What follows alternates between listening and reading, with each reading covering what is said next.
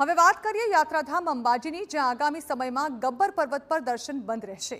અંબાજી જતા યાત્રિકો માટે મહત્વના સમાચાર છે, જેમાં આગામી 22 અને 23 એપ્રિલના રોજ ગબ્બર પર્વત પર દર્શન બંધ રાખવા માટે મંદિર ટ્રસ્ટે નિર્ણય કર્યો છે।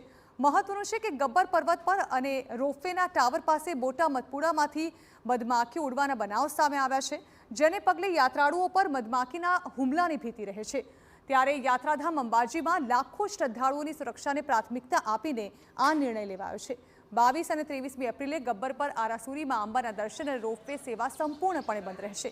ત્યારે કોઈ દર્શનાર્થીના જીવને જોખમ ન રહે તે હેતુથી રોપવેના ટાવર અને પથ્થરો પરથી મધપુડા દૂર કરવાની કામગીરી હાથ ધરવામાં આવશે। આ કામગીરી પૂર્ણ થયા બાદ 24 એપ્રિલથી ગબ્બર પર મા અંબાના દર્શન અને રોપવે સેવા યાત્રિકો માટે ફરી શરૂ કરાશે। આગામી 22-23 ના બુધવારના ગુરુવારના રોજ કરવામાં આવનાર છે। એટલે એ મધપુડાની જે મધમાખીઓ ભક્તોને ક્યારેક કરડતી ડંખ મારતી હોય છે અને કારણે પણ ત્યાં ઉપર તકલીફ થતી હોય છે, એ અનુસંધાને ફોરેસ્ટને સાથે રાખીને અને જરૂરી વ્યવસ્થાઓ ઉપસ્થિત કરીને આખી કાર્યવાહી કરવામાં આવશે। 24 તારીખથી રાબેતા મુજબ ગબ્બર પર્વત ઉપર દર્શનાર્થીઓ જઈ શકશે।